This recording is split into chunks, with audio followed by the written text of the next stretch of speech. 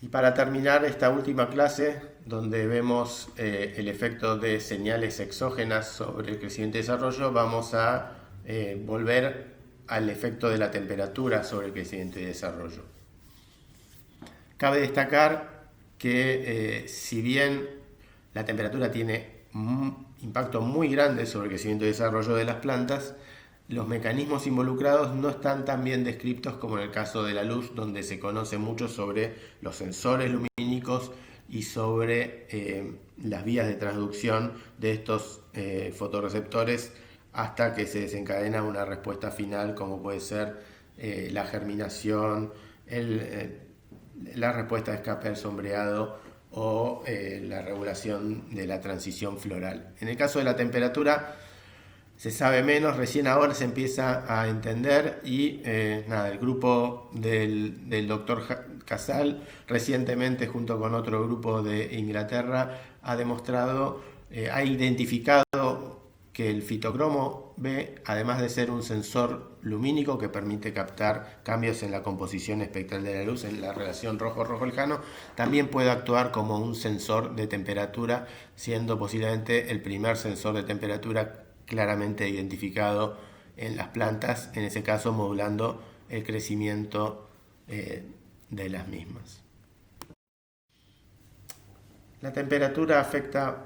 múltiples aspectos del crecimiento y desarrollo de las plantas. Obviamente impacta también sobre procesos metabólicos, dado que todos los procesos metabólicos dependen de la actividad de proteínas, de enzimas en particular, y las mismas tienen una actividad que depende de la temperatura. De hecho, sin entender demasiado los mecanismos bioquímicos involucrados o fisiológicos, se sabe que dentro de cierto rango, entre lo que llamamos la temperatura base, que es la temperatura por debajo de la cual un proceso no va a ocurrir, y entre esa temperatura a partir de la cual el proceso empieza a ocurrir y una temperatura que llamamos óptima, donde el proceso adquiere una velocidad máxima, a mayor temperatura se acelera el crecimiento y desarrollo. Y esto es válido para diversos procesos del crecimiento y desarrollo, aunque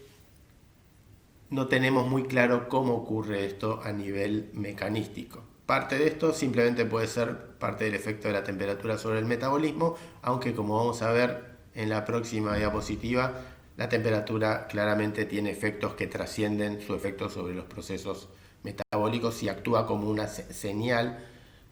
clara del ambiente que modula el crecimiento y desarrollo más allá de sus efectos sobre el metabolismo. Otra cuestión importante a tener en cuenta es que si bien en muchos casos hay una relación lineal de a mayor temperatura se acelera el crecimiento y desarrollo, esto no siempre es así porque los procesos pueden estar siendo regulados por distintos subprocesos que tengan efecto o que sean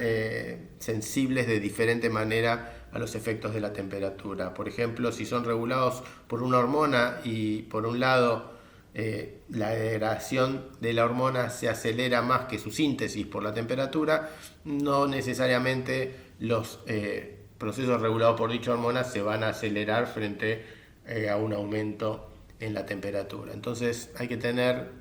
cuidado y precaución para poder evaluar cómo la temperatura afecta al crecimiento y desarrollo y cuáles son los mecanismos involucrados. Claramente la temperatura actúa a múltiples niveles y los efectos de la temperatura sobre la fisiología de las plantas, el crecimiento y desarrollo son complejos.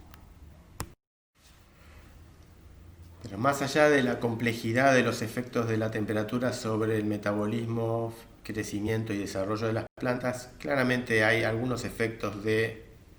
particulares señales térmicas que son específicos y que reflejan el rol de la temperatura como una señal que las plantas perciben y cuya percepción les permite ajustarse al ambiente. Por ejemplo, uno de ellos es el caso de la respuesta de las semillas a las bajas temperaturas que promueven la salida de la dormición, que es el proceso llamado estratificación.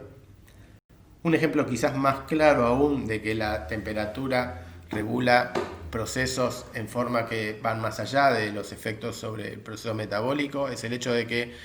la salida de la dormición en muchas semillas depende de la alternancia de temperatura, sino del valor medio de la temperatura, es decir, no depende de una relación lineal con la temperatura, sino depende de la percepción de temperaturas alternadas, que son señales asociadas tanto a la profundidad a la que se encuentra la semilla como a la presencia o ausencia de un dosel vegetal por encima del suelo. Entonces, está claro que si la semilla responde a la alternancia de la temperatura y no a la temperatura media, es difícil que eso se pueda explicar simplemente por un efecto de la temperatura sobre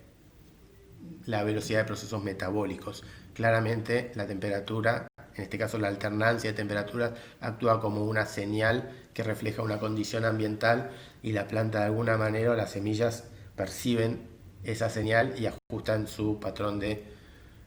crecimiento y desarrollo en forma acorde.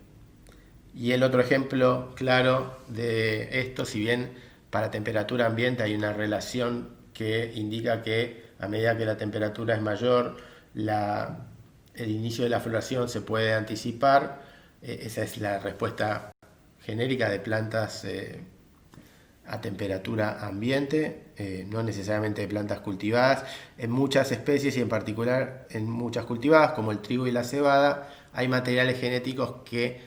en los cuales la floración, para verse acelerada, requiere de la exposición a bajas temperaturas por tiempos prolongados. Esto es lo que se conoce como vernalización, y claramente ahí no hay una señal metabólica, o sea, si el proceso se está acelerando en respuesta a exposiciones prolongadas a bajas temperaturas, está claro que las bajas temperaturas están actuando como una señal específica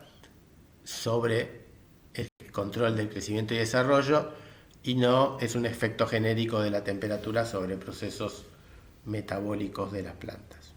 Y con esto damos por concluido el estudio de cómo las plantas captan distintas señales del ambiente, así como señales endógenas para modular su patrón de crecimiento y desarrollo a lo largo de su ciclo de vida.